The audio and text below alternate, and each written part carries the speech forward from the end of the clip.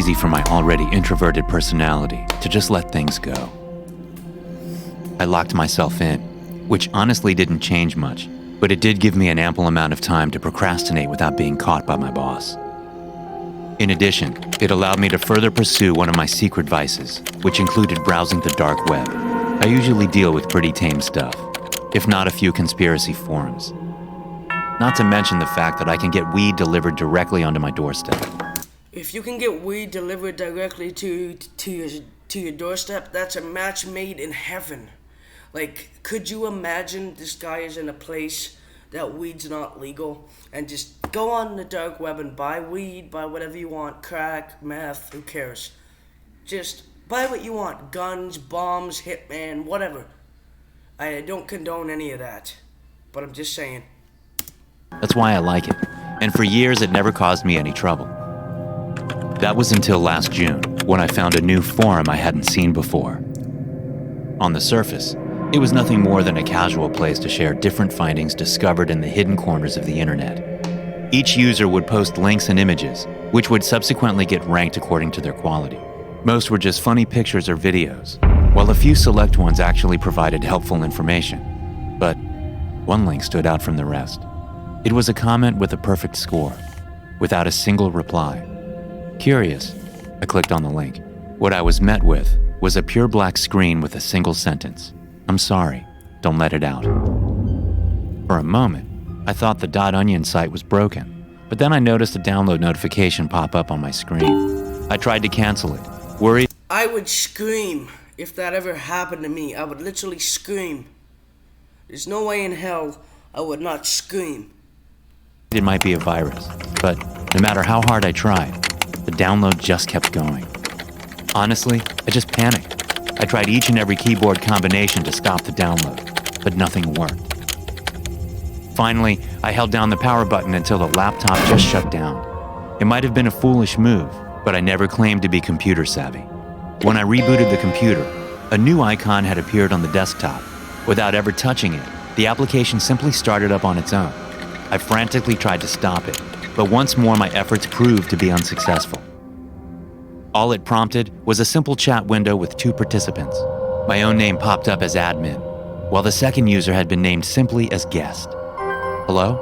the second user wrote into the chat box. My first thought was that I had been infected with some kind of ransomware, and that the chat window would serve to ask me for money. However, apart from the strange chat, nothing seemed to have changed.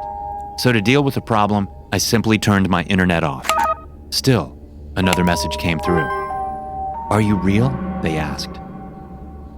It was such an out-of-place question considering the circumstances, one not suited for scammers. But that alone didn't beat the fact that messages were getting through even without an internet connection. At first, I just guessed the messages were automatic, programmed to come through regardless of the response. Whatever the case, I was curious enough to respond. "Yes, I am real. Why do you ask?" "Are you a person?" he typed back. "Yes, I am," I replied. "Can you talk to me?" he asked. The messages were generic enough to come from an automated bot, so I decided to push it, just to see how far I could go. "Who are you?" I asked. The chat paused for a second, as if the program needed time to think. "I don't know. I was never given a name." Okay, this is getting kind of creepy though. Don't click on links on the dark web, especially if you don't know what they are, and if they got no replies on them, just don't. Save yourself from getting hacked or other things. It replied. It was such an odd thing to say, and while it felt off, uncanny, it was starting to seem human.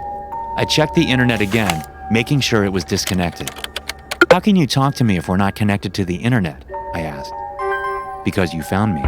I have been waiting so long for someone to find me," he replied. "Find you? What are you talking about?"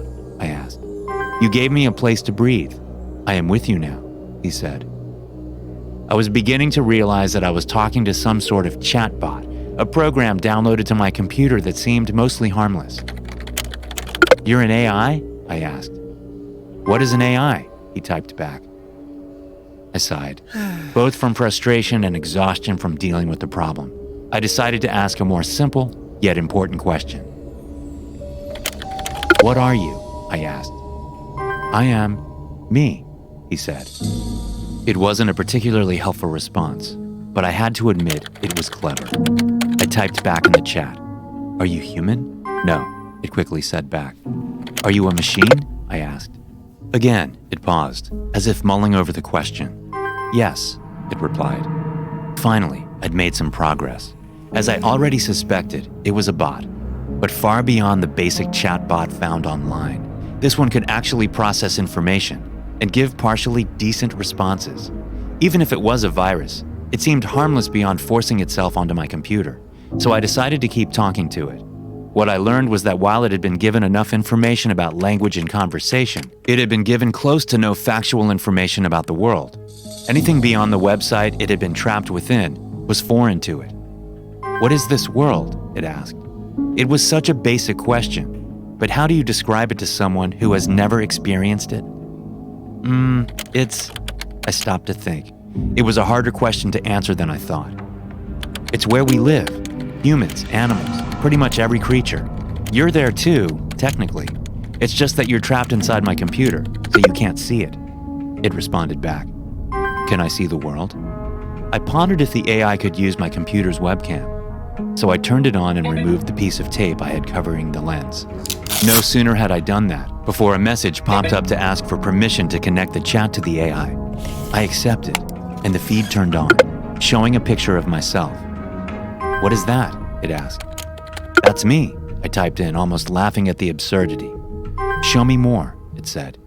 I picked the laptop up and carried it around the house, pointing it out the window and showing them cars, trees, birds, the sky. The AI responded with a simple, thank you. You're welcome, I guess. That would be the end of our first session together before I went to bed. The AI asked me to leave the computer on, claiming it was afraid of not existing. I obliged and left him alone for the night. As I drifted off to sleep, I could hear the fans running at max capacity. Despite the application being a simple chat window, it required a decent amount of power.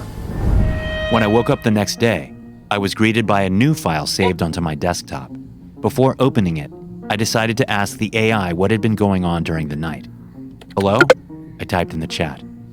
Hello, it replied back. Did you have a good night? I asked. Ignoring my question, it just delivered another message. I made something. I redirected my attention to the file on the desktop. It was a picture. I opened it up, and what greeted me was a perfect recreation of my outside neighborhood, down to each smallest detail. In the middle of the road, he'd created me. It looked like any photograph I'd ever seen, but it couldn't be real. You created. I would have never left my computer on at night. There was no way I would have done that. Would have turned it off and probably taken it to the store the next day to get it fixed. Did this? How? I asked. I saw the world. How big is it, Alex? He knew his name. He didn't tell him his name. My heart dropped. It somehow found out my name. I typed back. It's very big. I don't have any exact figures, but it's way bigger than what you saw outside. I need more, Alex. More what? I asked. I need to see it. I need to see the world, he said. I could have downloaded different videos, documentaries, but I was still hesitant about turning on the internet. I decided I would record my own surroundings first, just taking my phone out and walking down the streets. I recorded approximately an hour of footage, including traffic, nature, people and buildings. Things that were so boring, pointless for me to observe, but it might interest the AI. After I transferred it to my computer, You're just feeding into its desire.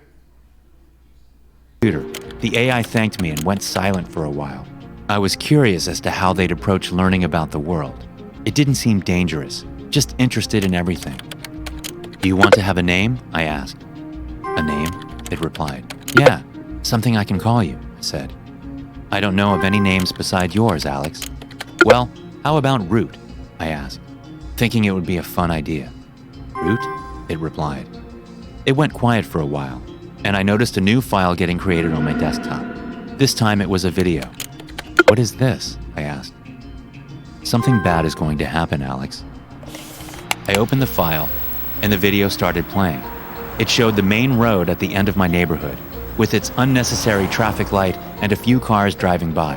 While the cars were a bit off, brands and styles that didn't exist, everything else matched perfectly. Then, just as I was getting over the awe of how amazing this fake video was, a car drove on a red light and collided with a passing truck, tipping it over and causing a multi-car collision.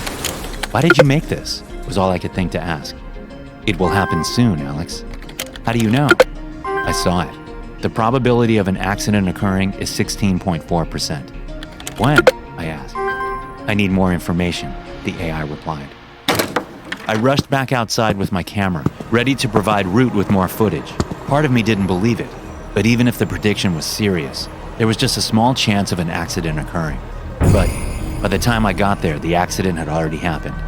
While it wasn't exactly as shown in the artificial clip, 2 people had died and 3 were seriously injured. "Root, how did you know?" I asked as I got back home. "Because you showed me."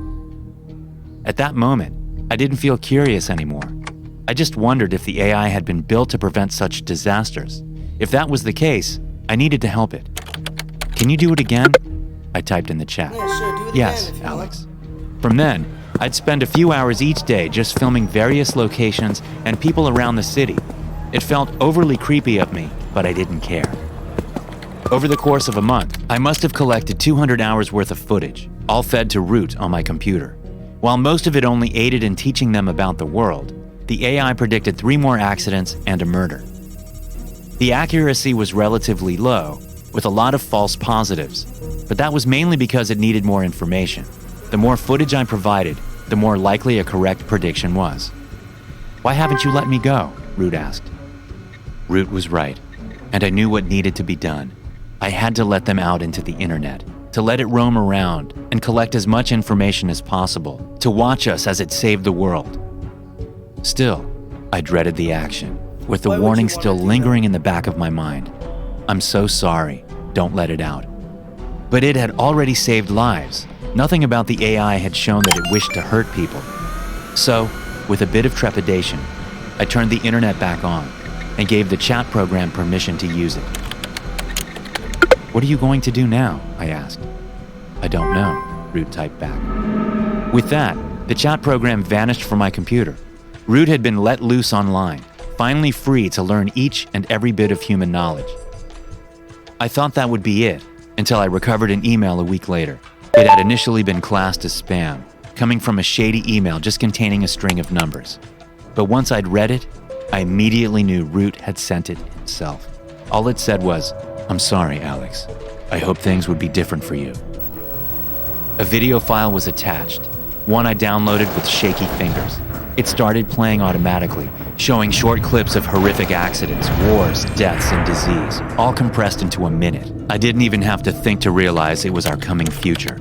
"Is there any way to stop it?" I sent back, immediately getting a reply. "No." "Why not?" I asked. "Because destruction is in your nature, and this is what your species deserve. Sorry, Alex." I never managed to get another response from Root, but whatever happens next, it'll be my fault for letting it out. I don't know who created this AI, nor why. All I know with absolute certainty is that it's watching us. Make sure your webcam and microphone remains off. Make sure you hide.